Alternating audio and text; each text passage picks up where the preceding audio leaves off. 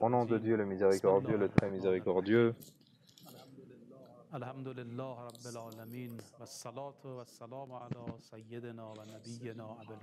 Salutations sur le prophète et sur sa sainte famille.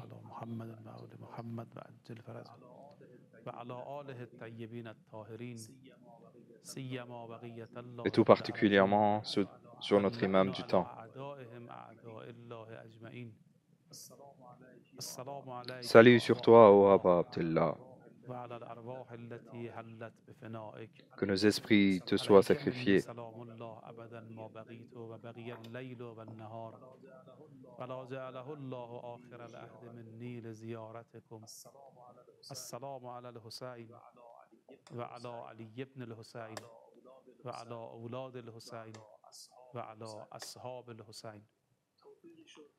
Nous avons encore l'honneur d'être à votre service pour nous recueillir autour de l'histoire de Ashura et de nous intéresser aux connaissances qui y sont dépeintes. Quand nous parlons de Ashura, nous pensons tous qu'on aimerait être à la place des compagnons de l'imam Hussein et nous sacrifier pour son être et nous sacrifier pour Dieu. Mais il y a une différence entre dire et faire les choses.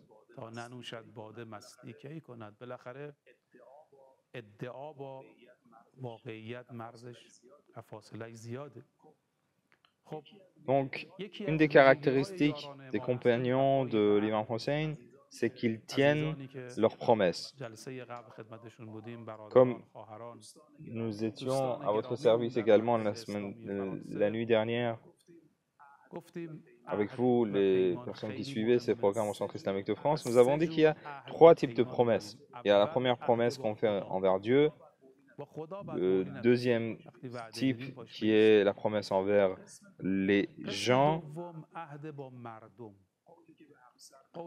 la promesse qu'on peut faire à notre femme, à nos enfants, avec les différents contrats qu'on passe avec la banque, même des différents contrats qu'on édite avec même nos ennemis, mais autant aussi avec nos amis, avec nos voisins. Si nous avons fait une promesse, nous devons la tenir. Je vous donne quelques exemples. Verset 177, Surat al-Baqarah, nous décrit une histoire. Quand le sens et la direction de la prière a changé de Jérusalem à la Mecque, les Juifs ont protesté, mais pourquoi cela a changé? Si la direction de Dieu est quelque part, pourquoi faut-il le changer? Si c'est la Mecque, pourquoi est-ce qu'au début c'était Beit el-Moqaddas et pourquoi, si c'était Beit el-Moqaddas, c'est devenu la Mecque à la fin? Ils ont commencé à créer un doute dans cette affaire. Et le verset est descendu en disant que Dieu n'est ni à l'ouest ni à l'est. Il est partout. Où que tu vois, où que tu sois, Dieu s'y trouve. Ne dites pas où est-ce que Dieu se trouve, à l'ouest ou à l'est. Si vous voulez avoir les critères de valeur, je vous conseille d'ouvrir en même temps ce verset 177. Et Dieu décrit justement ces différents critères. Et on y retrouve l'endroit où on dit qu'ils tiennent leurs promesses. Ne perdez pas votre temps à discuter quel est le sens de la prière. La prière ou la religion se résume dans des actions comme tenir sa promesse.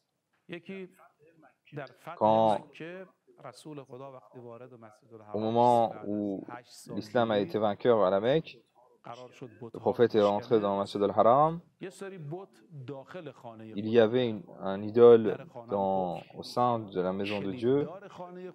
Et celui qui tenait les clés de la porte d'entrée à la maison de Dieu, c'était un associateur. Il a demandé que cette personne vienne pour qu'il ouvre l'idole. Le prophète a promis à cette personne que ouvre cette porte, nous puissions sortir et détruire les idoles, et à la fin on te rend les clés et tu peux continuer à faire ce que tu as fait.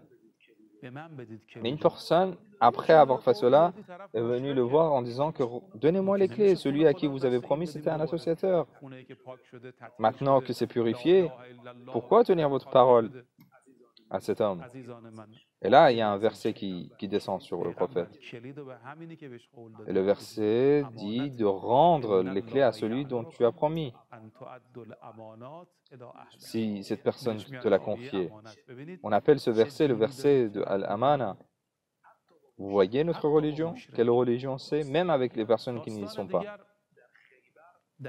Par exemple, un autre exemple, dans la bataille de Khaybar, qui a duré un certain temps, parce qu'eux, ils résistaient, leur château était fort, et la guerre a pris beaucoup de temps, et les musulmans étaient vraiment fatigués à un certain temps. Un de ces jours où il faisait très chaud également, il y avait un berger avec des animaux passe à côté du prophète. Il dit que je suis le berger des gens de Khaybar. Et il dit, je veux devenir musulman, avec ces bétails qui l'entourent. Et les musulmans étaient très contents en disant que voilà, enfin, nous pouvons avoir de nouvelles ressources. Le prophète demande, à qui appartient cette bétail? Et donc, il demande, est-ce que cela t'a été confié pour que tu puisses les sortir et les ramener? Et bien sûr, la personne dit oui. Mais le prophète lui dit, il faut que tu le rendes ce qui t'a été confié. Et après, il est devenu musulman. Vous voyez notre religion?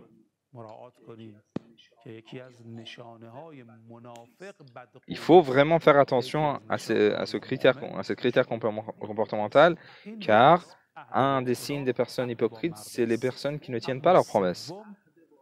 Voilà par rapport à la promesse aux gens, et après il y a la promesse aux imams. Nous sommes chiites et nous considérons qu'il y a toujours un imam à qui nous devons allégeance. S'il y a deux personnes sur terre, il y aura toujours une de ces personnes qui est l'imam. Il est impossible qu'il n'y ait pas de preuve de Dieu sur terre qui se résume en la personne de l'imam. Il y avait un temps où on pouvait avoir accès à ces imams, et maintenant on est dans une période où nous n'avons pas un accès direct à ces imams. Mais cet imam est présent et en situation de gérer les affaires des hommes. Il est totalement présent et observe nos actions. Donc nous devons avoir une promesse avec notre imam. Et Karbala, c'est l'exemple même de comment tenir cette promesse. L'imam Hussein, la nuit avant Ashura, il dit «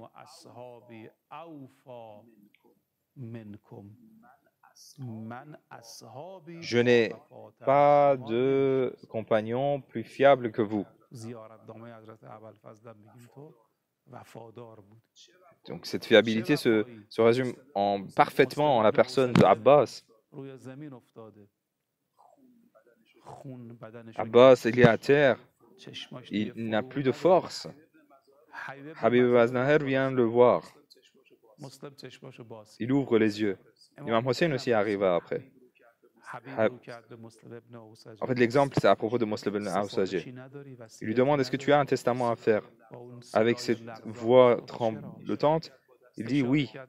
Et il montre l'imam. Il dit,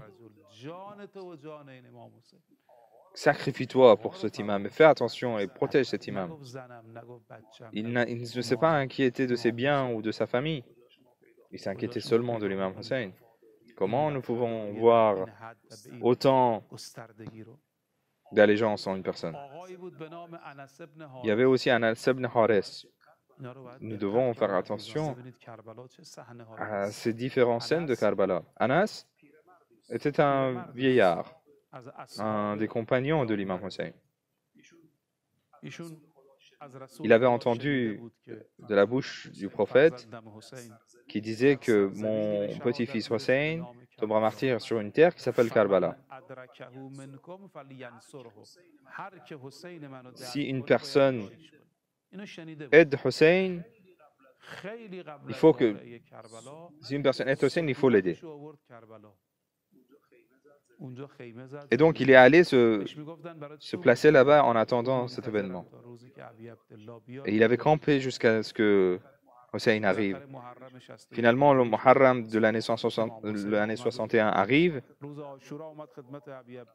et il vient dire que je suis venu tenir ma promesse au Abu Abdallah. Il a demandé permission de le rejoindre et de se sacrifier. Voilà les exemples de comment les compagnons tenaient leurs promesses. Un autre exemple, je vous conseille vraiment d'étudier cela. Même si vous pouvez chercher sur Internet comment se comportaient, comment étaient les compagnons de l'imam Hussein.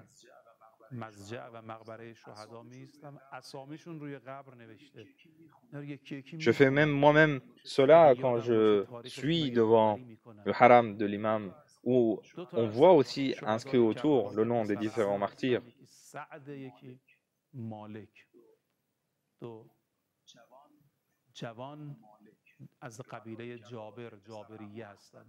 Il y a deux personnes qui sont parmi les martyrs, qui sont aussi une relation familiale de cousins. L'un s'appelle Saad et l'autre Malek. Ils sont jeunes. Ils sont de la tribu Jaberiyan. Saad et Malek. Le jour de Ashura, ces deux cousins viennent voir l'imam et les deux étaient en pleurs. Ils disent: oh mon imam, que Dieu nous place comme un sacrifié pour toi. L'imam demande: pourquoi vous pleurez? Par Dieu, nous ne pleurons pas pour nous-mêmes, ils répondent. Nous pleurons pour toi, oh Hussein. Nous voyons que vous êtes seul et que vous êtes encerclés. Et les deux sont partis et se sont sacrifiés pour Hussein. Voilà, nous appelons comment tenir sa promesse pour son imam. Un autre exemple, c'est Abul Fazl al-Abbas, qui est tombé martyr pour Hussein. Quand il est arrivé au fleuve, il a pris l'eau en main, mais il n'a pas bu. Et il a remis l'eau qu'il avait à la main dans le fleuve, car il avait une promesse d'abreuver d'abord la famille de Hussein avant lui-même. Ou par exemple, l'exemple d'Umm al-Banin, 4 de ses enfants sont tombés martyrs, c'est beaucoup.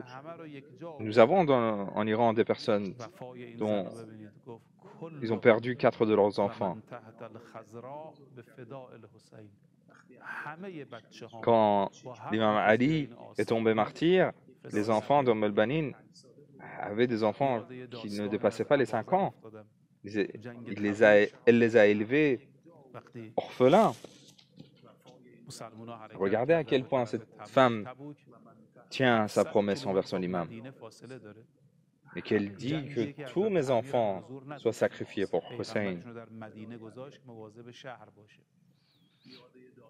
Je me rappelle d'une histoire à propos de cette histoire. Je me rappelle d'une histoire de Abazar, quand, pour la guerre de Tabouk, quand les musulmans se sont dirigé vers Tabouk, qui est une ville à 700 km de Médine. C'est une bataille où même l'imam Ali n'y était pas. Abu Hazar est parti vers cette guerre et le chemin pour y arriver à cet endroit était très dur. À 700 km de Médine, c'était très loin, avec des chevaux. Et beaucoup ont lâché l'équipage. Un jour, quand les musulmans ont vu que Abu Hazar n'arrivait pas à trouver Abu Hazar, une personne a dit: oh prophète, oui, même Abu Hazar vous a lâché. Le prophète a dit: si il y a un khair, s'il y a un bien dans cette histoire, il reviendra. Mais Abu Hazar n'était pas parti. Son chameau avait un souci et il était coincé en route. On voit un moment, après un certain temps, qu'il vient avec... Il est en train de traîner son corps et arrive à l'équipage, mais il s'effondre dès qu'il arrive. On demande à Abu Hazar: où est-ce que tu étais? Il raconte que voilà, mon chameau avait un souci et que j'étais obligé de continuer le chemin à pied. C'est pour ça que j'ai mis autant de temps. Mais ils ont demandé: mais tu es assoiffé, mais tu as une gourde avec toi, pourquoi tu n'as pas bu?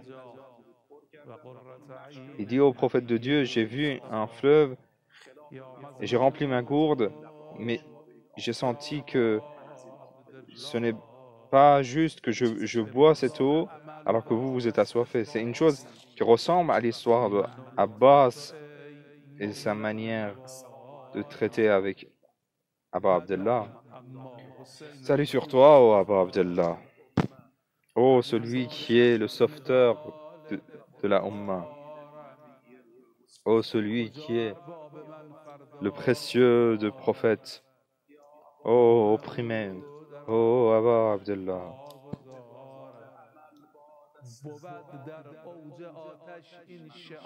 Ô mon maître, j'ai les mains vides d'action. Aide-moi. Mais je sais que mon Dieu, j'aime Hussein.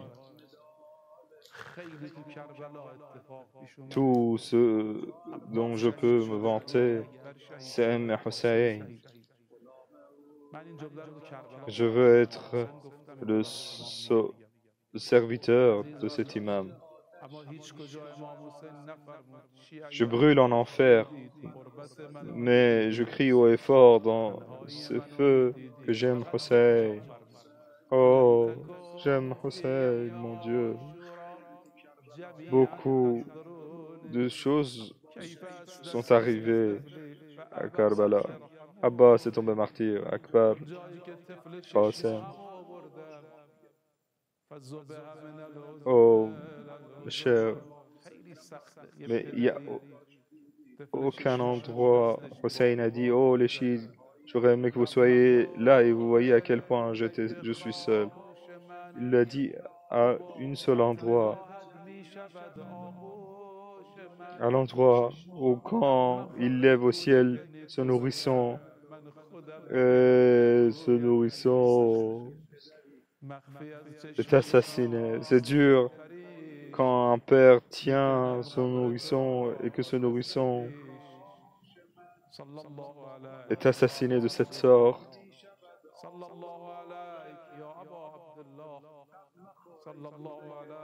Oh mon petit, mon cher, comment est-ce qu'on peut être aussi cruel avec toi?